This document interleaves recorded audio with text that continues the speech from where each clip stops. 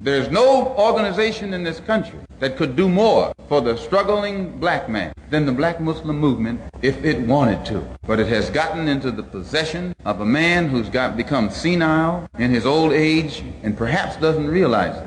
And then he has surrounded himself by his children who are now in power and want nothing but luxury and security and comfort, and will do anything to safeguard their own interests. I feel responsible for having played a major role in developing a criminal organization. It was not a criminal organization at the outstart. It was an organization that had the power, the spiritual power, to reform the criminal.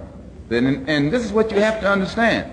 As long as that strong spiritual power was in the movement, it gave the moral strength to the believer that would enable him to rise above all his negative tendencies. I know. I mentioned the conspiracy between the Muslims and the right wing in this country. I know for a fact that there is a conspiracy between Muslims and the Lincoln Rockwell Nazi and also the Ku Klux Klan. There is a conspiracy. Describe this conspiracy. Well, the Ku Klux Klan made a deal, or were trying to make a deal with Elijah Muhammad in 1960 in the home of Jeremiah X, the minister in Atlanta at that time, who at present is the minister in Philadelphia. They were trying to make a deal with him to make available to Elijah Muhammad a county, a size tract of land in Georgia or South Carolina, where Elijah Muhammad could then induce Negroes to migrate and make it appear that his program of a segregated state or separated state was feasible. And to what extent these negotiations finally developed, I do not know, because I was not involved in them beyond the period of December 1960. But I do know that after that, Jeremiah, who was the minister throughout the South, could roam the entire South and the Klan not bother him in any way, shape, or form, nor would they bother any of the black Muslims from then on, nor would the black Muslims bother the Klan. Are you inferring, then, that because of this conspiracy, the attempt was made upon your life? Ask that again. Are you inferring that because of this conspiracy, the attempt was made on your life? Not necessarily that conspiracy. The attempt was made upon my life because I speak my mind and I know too much, and they know that I will speak it whether they like it or not. Pardon me? Are you urging your followers to take any actions against the Muslims? Am I urging my followers to take action against the Muslims? No. You want to try to infiltrate the organization and win over some of their supporters? Am I going to try and infiltrate their organization and win over some of their supporters? No, I have never tried to win supporters from Elijah Muhammad. Since I have left the black Muslim movement, I've spoken at these rallies. Those who come, come. Those who don't, don't. But I've never gone out of my way to win over any of his followers. And he himself is fearful because he knows that you don't have to exercise too much energy to win his followers. As soon as they know truth and compare the two, and by the way, this is the brother, I didn't see you there, brother. This is Leon Amir, who was Cassius Clay's secretary, whom they beat unmercifully up in Boston. And the court freed the men who beat him. They fined him $100, was it? Yeah, $100. Fined him $100. And he was on the inside of the black Muslim specialty squad.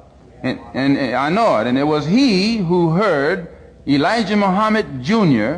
come to New York when Elijah Muhammad was at the Armory in June of last year. Jr. stood up and told the fruit, many of whom are here now also, that I should have been killed, that my tongue should have been put in an envelope and sent back to Chicago by now. And because Fat Joseph had not done it, they demoted him. He remained captain, but Clarence up in Boston was put over Joseph. And Joseph's authority was curtailed. And then Clarence, the captain from Boston, and John, the captain from Springfield, came to New York to assassinate me, and came to him to get a silencer, and couldn't get it. So the police know this. It's not something that's new. They just wait until the job is done, and then they step in. Do you know that Elijah Muhammad was behind this? Yes, now, Elijah Muhammad called all of his officials, national officials, to Chicago in October and ordered them to kill or maim any of his followers who leave him to follow me. Well, when you say, how do I know, many of the brothers who were in at that time are out now. And if this ever come into the court, there are plenty of witnesses who can stand up and testify to it. Sir? Yes, I do believe there'll be further attempts on my life. I know them. They're foaming at the mouth. The rank and file Muslim means well. It's those at the hierarchy who are living off the fatted calf who don't mean well.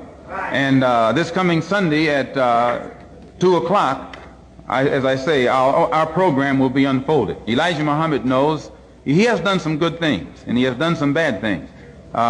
He knows that if he had wanted to, he could have united our people with the Muslim world just by teaching the right religion of Islam. He could have done so. The entire Muslim world would have accepted him. As it is now, the Muslim world has rejected him.